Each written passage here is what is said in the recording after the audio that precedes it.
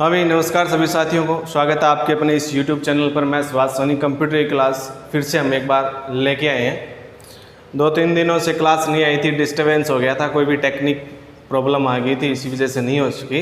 लेकिन उसके बीच में हमने टेस्ट भी कर लिए दो, यानी कि कंटिन्यू सिलेबस में अगर क्लास नहीं आई है तो उसके बीच में हमने 2 टेस्ट भी कर लिए हैं जो आपने दिए भी हैं। हमारा टॉपिक चल रहा था दोस्तों, ऑपरेटिंग सिस्टम चल रहा था और ऑपरेटिंग सिस्टम में हमने विंडो पढ़ लिया था, जो एक इम्पोर्टेंट टॉपिक था ऑपरेटिंग सिस्टम का। विंडो में से क्वेश्चन जरूर आते हैं आपके, ठीक है। जब भी हम कंप्यूटरों को ऑन करते हैं तो ऑन होते ही जो हमारे सामने जो प्रदर्शित होती है जो स्क्रीन, उसको डेस्कटॉप बोलते हैं। लेकिन डेस्कटॉप किसकी वजह से दिखाई दे रहा है? वो हमें विंडो की वजह से दिखाई दे रहा है, ठीक है। यानी कि कंप्यूटर सिस्टम में हमने कोई भी प्रोग्राम ओपन करना चाहा, ठीक है, कौन सा प्रोग्राम ओपन करना चाहा, जैसे MS वर्ड ओपन करना चाहा, MS वर्ड, ठीक है। ये जहां पर हमें नाम दिखाई देगा, ये किसकी देन है? ये विंडो की देन है। ये कहां पर है नाम? ये किस वजह से हम देख रहे हैं? ये विंडो की वजह से हम देख रहे हैं। कोई भी फाइल को सेव करना है, क्या करना है? कोई भी फाइल को सेव करना है, तो ये सेव नाम कहां पर है? हम यहां तक पहुंचेंगे, ये किसकी देन है? ये विंडो की देन है, ठीक है। हम कंप्यूटर सिस्टम में काम कर रहे हैं, कोई भी नाम कहाँ पर पड़ा है वहाँ तक पहुँचने के लिए हमें सहायता कौन देता है? वो विंडो देता है, ठीक है। कंप्यूटर में जो कुछ भी दिखाई दे रहा है, माई कंप्यूटर है, माई फोल्डर दिखाई दे रहा है, कोई भी आपकी फाइल बनी हुई है, कोई भी फोल्डर, ऑडियो वीडियो, किसकी वजह से दिखाई दे रहा है? विंडो की वजह से दिखाई दे रहा है, ठीक है। और ये विंडो की हमने क्लास पिछले पढ़ ली थी, जिसने नहीं पढ़ी है वो एक बार देख लेना, क्योंकि इंपॉर्टेंट क्लास थी वो। चलिए हम चलते हैं नेक्स्ट ऑपरेटिंग सिस्टम की बात करते हैं। और नेक्स्ट ऑपरेटिंग सिस्टम, हमारा टॉपिक जो चल रहा है ऑपरेटिंग सिस्टम ही चल रहा है अभी तक, ऑपरेटिंग सिस्टम, ठीक है। इसमें हमने एक टॉपिक पढ़ लिया था, कौन सा? विंडो हमने पढ़ लिया था पिछली क्लास में, ठीक है। और विंडो जो है वो MS द्वारा बनाया गया, यानी कि MS क्या है? एक माइक्रोसॉफ्ट कंपनी है। माइक्रोसॉफ्ट कंपनी के द्वारा ही विंडो का निर्माण किया गया। और विंडो के अलग अलग वर्जन है, window 1.0, window 97, 95, 2000, window NT, window XP, window 2008, 2007, 2010, ठीक है। ये पढ़ लेना इंपॉर्टेंट है। नेक्स्ट अगर हम बात करें तो नेक्स्ट अपना ऑपरेटिंग सिस्टम आता है MS DOS। कौन सा? MS DOS ऑपरेटिंग सिस्टम आता है, ठीक है, MS DOS। अब मैं आपको बता दूं ऑपरेटिंग सिस्टम में कि सबसे पहले जब ऑपरेटिंग सिस्टम आया था वो आया था MS DOS ही आया था। क्या? सबसे पहले जो ऑपरेटिंग सिस्टम आया था, यानी कि जिसकी वजह से कंप्यूटर सिस्टम चलता था, वो था, वो कौन सा था? वो MS DOS था। क्वेश्चन आ जाए कि सबसे पहले ऑपरेटिंग सिस्टम कौन सा आया? वो आया था MS DOS, यानी कि विंडोज से पहले ही कौन सा ऑपरेटिंग सिस्टम आ गया? वो आ गया MS DOS। अब ये तो आपको पता है कि विंडो में जब भी हम कोई काम करते हैं तो कंप्यूटर में क्या होते हैं? कंप्यूटर में चित्र होते हैं, ठीक है। यानी कि हमें फाइल को सेव करना है तो कंप्यूटर में सेव नाम दिखाई देगा आपको। ये नाम दिखाई दे रहा है ना, टेक्स्ट। तो ये किस में दिखाई देता है? ये दिखाई देता है विंडो में दिखाई देता है। आपने कोई भी कंप्यूटर को ओपन किया, उसमें माई कंप्यूटर नाम का फोल्डर दिखाई देता है ना, ये फोल्डर माई कंप्यूटर। तो ये किस में दिखाई देता है? कौन सा ऐसा ऑपरेटिंग सिस्टम है जिसमें आपको चित्र दिखाई दे रहे हैं, जिसकी वजह से आप कंप्यूटर में आसानी से काम कर रहे हैं? तो वो किस में दिखाई दे देगा? वो आपको दिखाई देगा विंडो में दिखाई देगा। यानी कि विंडो में चित्रों के माध्यम से संवाद किया गया है ताकि यूजर कंप्यूटर को चलाने में आसानी से समझ सके, ठीक है। अब बात आती है MS DOS। तो विंडोज से पहले MS DOS आ गया था। इस MS DOS में कोई भी चित्र नहीं था, कंप्यूटर में किसी भी प्रकार का चित्र नहीं था, कोई भी आइकन नहीं था इसमें। और आइकन वाला कौन सा ऑपरेटिंग सिस्टम था? विंडो था, ठीक है। इसमें क्या किया जाता था, जब भी कंप्यूटर सिस्टम में काम किया जाता था तब हमें टाइप करना पड़ता था। ठीक है, अगर आज के समय की अगर हम बात करें, कोई भी फाइल सेव करनी होती है, आज के समय में कंप्यूटर में कोई भी फाइल सेव करनी होती है तो सेव नाम हमें कंप्यूटर में दिखाई दे रहा है। क्लिक किया, नाम टाइप किया, किस फाइल से नाम को सेव करना है और ओके कर दो, फाइल सेव होगी। कोई भी फाइल को ओपन करना है तो ओपन नाम आपको कंप्यूटर में दिखाई देगा। ओपन पे क्लिक किया, सारी फाइल आ जाएगी, कौन सी ओपन करनी है क्लिक करके ओपन कर देना। तो ये थी विंडो की देन, जो यूजर आसानी से समझ सकता था, यूजर फ्रेंडली। एक क्वेश्चन ये भी आया हुआ है, विंडो की अगर हम बात करें तो विंडो क्या है, विंडो यूजर फ्रेंडली है। क्या है, विंडो यूजर फ्रेंडली है। यूजर फ्रेंडली विंडो क्यों है, क्योंकि कंप्यूटर को चलाने वाला व्यक्ति विंडो को आसानी से समझ सकता है, इसीलिए विंडो को क्या कहा गया है, यूजर फ्रेंडली। और ये आ जाए कि विंडो क्या है, विंडो एक ऑपरेटिंग सिस्टम है। और ऑपरेटिंग सिस्टम कौन से सॉफ्टवेयर के अंतर्गत आता है, तो वो आता है सिस्टम सॉफ्टवेयर के अंतर्गत आता है। तो ये ध्यान रखना, विंडो यूजर फ्रेंडली है। ठीक है, बात चल रही थी एमएस डॉस की, तो एमएस डॉस का अगर हम पहले बात करें, इसकी पूरे नाम की अगर हम बात करें तो पूरा नाम होता है इसका माइक्रोसॉफ्ट डिस्क ऑपरेटिंग सिस्टम। क्या होता है, माइक्रोसॉफ्ट डिस्क ऑपरेटिंग सिस्टम, ये इसका नाम होता है, माइक्रोसॉफ्ट डिस्क ऑपरेटिंग सिस्टम। ये कई बार पूछा गया क्वेश्चन। फुल फॉर्म की अगर हम बात करें तो एमएस डॉस में ये जो पर्सन है ये कई बार पूछा गया, एमएस डॉस का नाम क्या है, माइक्रोसॉफ्ट डिस्क ऑपरेटिंग सिस्टम। ठीक है, अब देखो विंडो मैंने बताया था, विंडो किस कंपनी ने बनाया था, विंडो बनाया था माइक्रोसॉफ्ट ने। ठीक है, बात आती है यहाँ पे एमएस डॉस, तो यहाँ पे भी क्या है, माइक्रोसॉफ्ट है। तो इसको पेश किसने किया, बनाने के बाद में बनाने वाला दूसरा व्यक्ति था, पेश करने वाली कंपनी माइक्रोसॉफ्ट थी। ये आगे आएगी, हम बात करेंगे। पूरा नाम तो आपको पता चल गया, माइक्रोसॉफ्ट डिस्क ऑपरेटिंग सिस्टम है। ठीक है, जो सबसे पहले यूज किया गया था, सबसे पहले स्टार्टिंग में। ठीक है, जो पहला ऑपरेटिंग सिस्टम था वो ये एमएस डॉस ही था। ठीक है, एमएस डॉस एमएस का प्रथम ऑपरेटिंग सिस्टम है। ये देखो यहाँ पे दिया गया है। ठीक है, एमएस का प्रथम ऑपरेटिंग सिस्टम है, यानी कि माइक्रोसॉफ्ट का पहला ऑपरेटिंग सिस्टम एमएस डॉस है। उसके बाद में विंडो आया। ये भी इंपॉर्टेंट प्रश्न है। ठीक है, ये पूछा जा सकता है कि सबसे पहले ऑपरेटिंग सिस्टम कौन सा आया माइक्रोसॉफ्ट का, तो वो आया था माइक्रोसॉफ्ट का एमएस डॉस आया था। ठीक है, अब इसे लिखने वाले व्यक्ति कौन थे, ठीक है, यानी कि इस एमएस ऑपरेटिंग सिस्टम का निर्माण करने वाले, बनाया किसने था, वो व्यक्ति कौन थे, ये दे रखा है यहाँ पे देखो, टीम पार्थरसन। टीम पार्थरसन तो लिखने वाले थे किसको, एमएस डॉस को, और 1984 में एमएस यानी कि माइक्रोसॉफ्ट द्वारा पेश किया गया। ये डिफरेंस आ गया ना समझ में। तो यहाँ पे भी लिखा है कि एमएस यानी कि माइक्रोसॉफ्ट का पहला ऑपरेटिंग सिस्टम है, क्लियर है। इसको लिखने वाले, इसको बनाने वाले कौन थे, टीम पार्थरसन द्वारा लिखा गया, यानी कि इसका निर्माण करने वाले टीम पार्थरसन व्यक्ति था। और इसको पेश करने वाले यानी कि मार्केट में लाने वाले, ठीक है, वो कौन था, वो था एमएस, माइक्रोसॉफ्ट था। ठीक है, वो कौन था, एमएस यानी कि माइक्रोसॉफ्ट कंपनी थी। और कब पेश किया गया, 1984 में इसको पेश किया गया। इतना क्लियर समझ में आ रहेगा, कोई दिक्कत नहीं है। चलिए आगे देखिए इसको। TUI क्या गया है यहाँ पे, TUI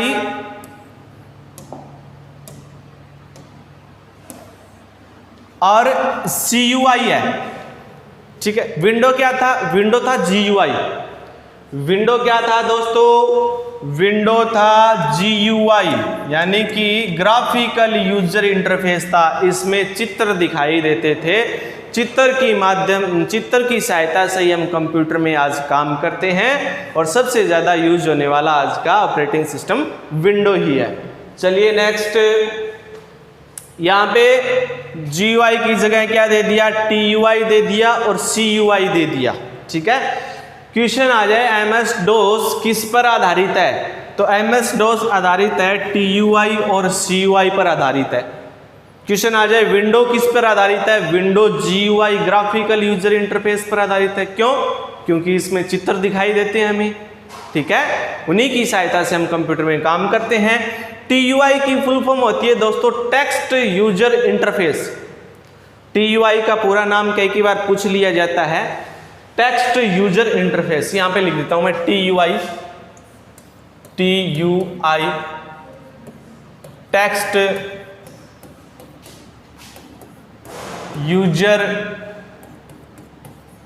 इंटरफेस। ठीक है, टेक्स्ट यूजर इंटरफेस का मतलब हो गया कि MS DOS में जब भी काम किया जाता था तो इसमें आइकन नहीं होते थे, चित्र नहीं होते थे। ठीक है, इस MS DOS में काम करना बहुत ही मुश्किल होता था। क्यों, क्योंकि हमें जो भी काम करना है वो इसमें दिखाई दे देता नहीं। क्या करना पड़ता, टाइप करना पड़ता था, अक्षरों को टाइप करके करना पड़ता था। अर्थात अगर हमें MS DOS ऑपरेटिंग सिस्टम में कोई भी फाइल सेव करनी है तो वहाँ पे सेव नाम नहीं होता था। उस ऑपरेटिंग सिस्टम में कीबोर्ड से टाइप करना पड़ता था सेव, यानी कि कुछ भी काम किया जाता था तो उसकी अलग अलग कमांड देनी पड़ती थी कंप्यूटर में कार्य करने के लिए। अगर किसी भी फाइल को ओपन भी करना है तो उसकी अलग कमांड होती थी, ओपन नाम नहीं होता था। ठीक है, और किसी भी फाइल को रीनेम करना होता, नाम बदलना था, तो उसकी भी क्या होती थी, कमांड होती थी। ठीक है, तो ये होता है टेक्स्ट यूजर इंटरफेस, यानी कि इसमें जो कार्य किया जाता था वो कीबोर्ड से टाइप कर कर ही किया जाता था, कुछ भी काम करना होता था। समझ में आ रहा है ना। CUI, और CUI क्या होता है, कैरेक्टर यूजर इंटरफेस। CUI यहाँ पे character user interface, CUI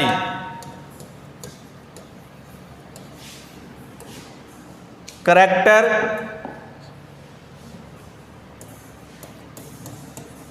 user और इंटरफेस।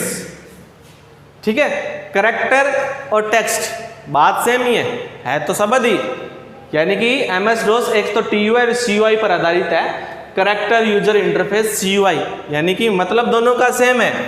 MS DOS में जब भी काम किया जाता था तो वो कीबोर्ड के द्वारा अक्षरों को टाइप कर कर किया जाता था, उसमें डायग्राम चित्र नहीं होते थे। ठीक है, इसीलिए यह MS DOS यूजर फ्रेंडली नहीं है। ठीक है, क्योंकि यूजर अपनी जो आवश्यकता होती है जो कार्य करने की, ठीक है, वो इसमें समझ नहीं पाता है। इसमें काम करना बहुत ही हार्ड होता है। क्यों होता है, क्योंकि आपको पता है, मैंने बता दिया, कुछ भी काम करना होता तो कमांड के द्वारा कीबोर्ड से टाइप करो तभी वो कमांड लेता था, और हर कार्य की अलग अलग कमांड होती थी इसमें। और आज के जो कंप्यूटर सिस्टम है उसमें विंडो ऑपरेटिंग सिस्टम है, उसमें सारा का सारा जो चित्र होता है, जो डायग्राम होता है, कोई भी नाम होता है, कोई भी ऑप्शन होता है, वो कंप्यूटर में हमें दिखाई देता है। ठीक है, यानी कि MS DOS में अगर कंप्यूटर सिस्टम को शट डाउन करना होता था, क्या करना होता था, शट डाउन, तो उसमें नाम नहीं होता था MS DOS में शट डाउन, उसको कमांड टाइप करनी पड़ती थी कीबोर्ड से कि इसकी शट डाउन करने की ये कमांड है। ठीक है, ऑफ करने की ये कमांड है। ठीक है, तो ये है MS DOS TUI और CUI। इसमें कमांड को हमें याद रखना पड़ता था, हर एक काम करना पड़ता है तो याद रखना पड़ता था। तो देखो कितना मुश्किल था यूजर के लिए, जो यूज कर रहा है उसको कमांड याद रखना। इतनी कमांड थोड़ा सरल थोड़ी है, बहुत ज़्यादा मुश्किल है। ठीक है, इसके बाद में ये क्या बना था, विंडो बना था। तो ये ऑपरेटिंग सिस्टम पहला है। अब देखो इसमें क्या कहा गया, माउस का यूज प्रयोग नहीं किया जाता था इसमें। ये देखो कितनी अच्छी बात लिखी है, माउस का यूज माउस होता है ना कंप्यूटर में, कंप्यूटर के बाहर जो इनपुट डिवाइस होती है माउस, इसका यूज नहीं होता है। किसमें नहीं होता है? ऑपरेटिंग सिस्टम में माउस का यूज नहीं किया जाता। क्यों? क्योंकि मैंने बताया यह ऑपरेटिंग सिस्टम क्या है, TUI और CUI, इसमें तो सारा काम टाइप करके करना पड़ता था, कोई भी कमांड देनी पड़ती थी तो वो अक्षरों को कीबोर्ड से टाइप करो। तो माउस का तो काम ही नहीं है उसमें भाई। माउस का क्या काम है? सारा काम कीबोर्ड से हो रहा है। कुछ भी ओपन करो, कोई भी फाइल या फिर फोल्डर, तो कीबोर्ड से अक्षर टाइप करो, कमांड दो, ओपन हो जाएगी। सेव करनी है तो कीबोर्ड से अक्षर टाइप करो, कमांड दो, सेव हो जाएगी। ठीक है, डिलीट करनी है तो कीबोर्ड से टाइप करो, डिलीट की कमांड दो, सेव हो जाएगी। अलग अलग कार्य के लिए अलग। तो इसमें क्या माउस का यूज नहीं होता था, ये ध्यान रखना। ऐसा कौन सा ऑपरेटिंग सिस्टम जिसमें माउस का यूज नहीं होता? MS-DOS। ठीक है, अगला क्या है? कमांड लाइन ऑपरेटिंग सिस्टम भी कहते हैं। ये इंपॉर्टेंट पर्सन है भाई, ये पूछा भी गया है कि कमांड लाइन ऑपरेटिंग सिस्टम किसे कहा जाता है। कमांड, कोई भी काम करना है कीबोर्ड से टाइप करो, वो कमांड होगी। भाई सेव करनी है तो कंप्यूटर को हम क्या कर रहे हैं? कमांड ही तो दे रहे हैं सेव करने के लिए, कीबोर्ड से टाइप करने की। ओपन करी कोई भी फाइल तो कमांड दो ओपन की, कोड है अलग अलग याद रखने पड़ते थे इसमें। डिलीट करना है तो कमांड दो कंप्यूटर को, रीनेम करना है तो कंप्यूटर को कमांड दो कीबोर्ड से टाइप करने के लिए। तो इसीलिए इसको क्या कहा गया है? कमांड लाइन ऑपरेटिंग सिस्टम भी कहा गया है। MS-DOS को कमांड लाइन ऑपरेटिंग सिस्टम। क्यों? क्योंकि इस ऑपरेटिंग सिस्टम में सारा कार्य किससे होता है? कमांड से ही होता है। कीबोर्ड से वो कमांड टाइप करनी पड़ती है, इसीलिए इसको कमांड लाइन ऑपरेटिंग सिस्टम भी कहा जाता है। अगला इसमें देखिए हम बात करें DOS यानी कि डिस्क ऑपरेटिंग सिस्टम। DOS की एक डायरेक्टरी को सब डायरेक्टरी कहते हैं। मतलब DOS में अगर कोई एक फोल्डर बना है, डायरेक्टरी का मतलब यहाँ पे हम फोल्डर से लेते हैं। किससे लेते हैं? फोल्डर से लेते हैं। यानी कि MS-DOS ऑपरेटिंग सिस्टम था उस समय हम कंप्यूटर में ये यूज करते थे। तो वहाँ पे अगर कोई भी एक फोल्डर बना होता था उसको हम क्या बोलते थे? सब फोल्डर बोलते थे। ठीक है, DOS की अगर हम बात करें, यानी कि एक डायरेक्टरी को, एक डायरेक्टरी का मतलब यहाँ पे एक फोल्डर से है को सब डायरेक्टरी, सब फोल्डर कहते थे। ये इंपॉर्टेंट पर्सन है, ध्यान रखना। DOS में जो एक डायरेक्टरी होती है उसको हम सब डायरेक्टरी बोलते हैं, अर्थात एक फोल्डर को हमें सब फोल्डर बोलते हैं। DOS की जो मेन डायरेक्टरी होती है, DOS का जो मेन फोल्डर होता है, DOS में जो फाइलें वगैरह सेव रहती है, जो मेन फोल्डर होता है उसको हम बोलते हैं रूट डायरेक्टरी। उसको क्या बोला जाता है दोस्तों? Root directory. ये क्वेश्चन पूछा गया है, ध्यान रखना। MS-DOS की मेन डायरेक्टरी को, मेन फोल्डर को, फोल्डर नाम नहीं दिया मिलेगा, देख लेना, इसमें डायरेक्टरी ही नाम दिया मिलेगा, क्योंकि वो पुराने समय का ऑपरेटिंग सिस्टम है। वहाँ पे फोल्डर को हम डायरेक्टरी के नाम से जानते थे, आज के विंडो में फोल्डर के नाम से जानते हैं। तो MS-DOS की जो मेन डायरेक्टरी होती है उसको हम रूट डायरेक्टरी बोलते हैं। क्या बोलते हैं? रूट डायरेक्टरी बोलते हैं MS-DOS की। ठीक है, रूट डायरेक्टरी यहाँ पे लिखा गया है, तो मैं यहाँ पे भी लिख देता हूँ, रूट डायरेक्टरी बोलते हैं। ठीक है, मेन डायरेक्टरी। और एक डायरेक्टरी को सब डायरेक्टरी, मेन फोल्डर अर्थात मेन डायरेक्टरी को रूट डायरेक्टरी या फिर रूट फोल्डर बोला जाता है। इतना दोस्तों आपको समझ में आएगा आशा करता हूँ। यानी कि MS-DOS में जो भी काम किया जाता था कीबोर्ड से ही किया जाता था, माउस का कोई काम नहीं है, क्लिक करने का कोई भी काम नहीं है, कुछ भी काम करो कीबोर्ड से टाइप करो होता था, इसीलिए इसको कमांड लाइन ऑपरेटिंग सिस्टम बोला जाता है। आशा है समझ में आया होगा, आपके कोई भी दिक्कत नहीं है। ये पुराना था जो सबसे पहले यूज किया गया था। ठीक है, कोई दिक्कत इसमें? चलिए फिर आगे चलते हैं, फिर नेक्स्ट हम देखते हैं। चलते हैं फिर नेक्स्ट देखते हैं हम। चलो, अगला ऑपरेटिंग सिस्टम की अगर हम बात करें तो वो है यूनिक्स ऑपरेटिंग सिस्टम। कौन सा? यूनिक्स ऑपरेटिंग सिस्टम है। ठीक है, यूनिक्स की अगर हम बात करें तो 1969 अलग अलग होते हैं ऑपरेटिंग सिस्टम, मैंने आपको बता दिया। ठीक है, जैसे मार्केट में अगर हम कुछ कपड़े खरीदने जाते हैं, अपने लिए कुछ कपड़े खरीदने के लिए जाते हैं, तो मार्केट वाला, दुकानदार, बाजार वाला क्या एक ही साइज के कपड़े रखता है? क्या एक ही डिजाइन के रखता है? क्या अलग अलग डिजाइन के होते हैं। कोई भी मोबाइल कंपनी ने निकाला तो वो एक ही डिजाइन का कंपनी मोबाइल निकालती है, अलग अलग निकालती है ना। वीवो है, वीवो का मोबाइल है, उसको अगर हमने ओपन किया तो उसमें फंक्शन अलग मिलेंगे। ओप्पो है, ओप्पो का मोबाइल हमने ऑन किया तो उसमें फंक्शन अलग मिलेंगे। सैमसंग है, सैमसंग को ऑन किया तो उसमें अलग अलग मिलेंगे। तो उसी प्रकार के ऑपरेटिंग सिस्टम भी क्या है, अलग अलग है, जो मर्जी है वो आप यूज कर सकते हैं। ठीक है, सारे एक साथ में यूज नहीं होंगे। अगर आपके कंप्यूटर में विंडो है तो विंडो ही चलेगा, आप MS DOS यूज नहीं कर सकते, आप उसमें लिनक्स यूज नहीं कर सकते। यानी कि एक समय की बात कर रहा हूं मैं, एक समय में अगर आपके सिस्टम में कुछ भी नहीं है, स्टार्टिंग से ही आप लिनक्स डलवाना चाहते हो तो लिनक्स डल जाएगा। ये नहीं होगा आपने लिनक्स भी ऑपरेटिंग सिस्टम भी इंस्टॉल कर लिया, अपलोड कर लिया कंप्यूटर में और विंडो भी होगी ना, एक ही चलेगा एक समय में। ठीक है, जो मर्जी है वो, जो आपको अच्छा लगे, जिसमें आप अच्छा कार्य कर सकते हो, जो आपको पसंद हो, जो आपकी सहायता के लिए यूज हो। लेकिन आज के समय में जो सबसे ज़्यादा यूज़ किया जाता है वो विंडो ही यूज़ किया जाता है। उसके बाद में यूनिक्स एक ऑपरेटिंग सिस्टम है। अभी पहले मैं बता देता हूँ यूनिक्स एक क्या है, ऑपरेटिंग सिस्टम है। और सॉफ्टवेयर की अगर हम बात करें तो सिस्टम सॉफ्टवेयर है। ठीक है, दोनों तरफ से क्वेश्चन बनते हैं। इसको 1969 में वेल प्रयोगशाला, AT&T बेल, कौन सी प्रयोगशाला थी, AT&T बेल, टी बेल बोल सकते हैं यहाँ पे, वेल या बोल, ये अमेरिका की है, अमेरिका। ठीक है, यहाँ पे मैंने डायरेक्ट लिखा है वेल प्रयोगशाला लिख दो या फिर बेल प्रयोगशाला लिख दो, एक ही बात है। कौन सी प्रयोगशाला थी, AT&T बेल, ये एक अमेरिका की प्रयोगशाला थी। इसमें बनाया गया था। ठीक है, इसमें बनाया गया था कब, 1969 में वेल प्रयोगशाला जो अमेरिका में इसमें बनाया गया था। और पूरी तरह से ये बन के तैयार हुआ था, यानी कि यहाँ पे तो हम स्टार्टिंग हो चुकी थी, 1969 में बनना स्टार्ट हो चुका था। और पूरी तरह से ये कब बन के तैयार हुआ, पूरी तरह से बन के तैयार हुआ 1973 में बना था। क्या, यूनिक्स ऑपरेटिंग सिस्टम 1973 में पूरी तरह बन के तैयार हो चुका था, यानी कि उसको यूज में लेने के लिए कर दिया था। और यह एक GUI है। ठीक है, यह एक GUI है। MS DOS यानी कि माइक्रोसॉफ्ट डिस्क ऑपरेटिंग सिस्टम को छोड़कर सारे के सारे GUI है, ग्राफिकल यूजर इंटरफेस है। यानी कि सभी ऑपरेटिंग सिस्टम में क्या है, चित्र और डायग्राम है, जिसको हम बोलते हैं आइकन। यह एक क्या है, यूनिक्स है, GUI है भाई। GUI की फुल फॉर्म होती है graphical user interface, graphical user interface. ठीक है, यानी कि चित्र होते हैं और इन चित्रों की सहायता से यूजर आसानी से कंप्यूटर में काम कर सकता है। ठीक है, ये ध्यान रखना, GUI है। और MS DOS TUI text user interface और CUI कैरेक्टर यूजर इंटरफेस है। इसको बनाने वाले कैन थॉमसन, कौन थे, कैन थॉमसन और डेनिस रिची थे। कौन थे, कैन थॉमसन और डेनिस रिची थे, ये ध्यान रख लेना। यूनिक्स को बनाने वाले, यूनिक्स ऑपरेटिंग सिस्टम का निर्माण करने वाले कैन थॉमसन और डेनिस रिची थे।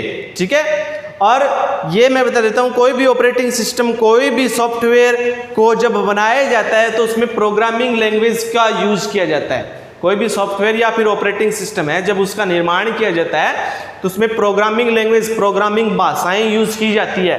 तो यूनिक्स में भी देखो, पहले तो इसको बनाया गया असेंबली भाषा में।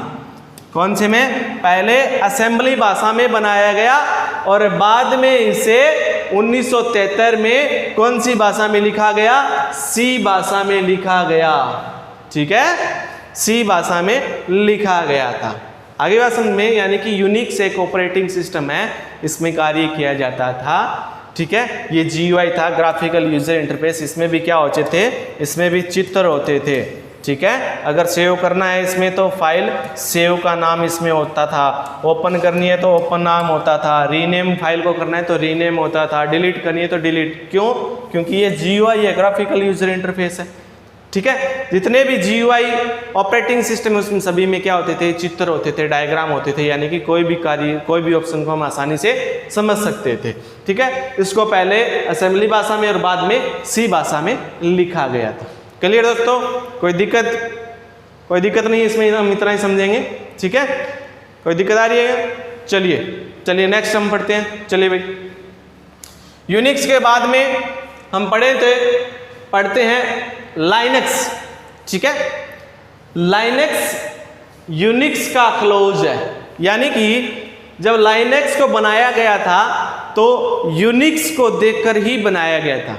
यूनिक्स ऑपरेटिंग सिस्टम यानी कि इससे पहले लाइनेक्स से पहले जो ऑपरेटिंग सिस्टम बना था वो यूनिक्स बना था, और यूनिक्स को देखकर ही बनाया गया था क्या, लाइनेक्स बनाया गया था। ठीक है, यूनिक्स को देखकर ही लाइनेक्स बनाया गया, इसीलिए यहां पे लिखा है यूनिक्स का क्लोज है, यानी कि यूनिक्स का सेम हूबहू है कौन सा, लाइनेक्स ऑपरेटिंग सिस्टम। ठीक है, इसे 1991 में लाइनेक्स टोरवाल के द्वारा विकसित किया गया था। लिनक्स ऑपरेटिंग सिस्टम को 1991 में लाइनेक्स टोरवाल के द्वारा विकसित किया गया था।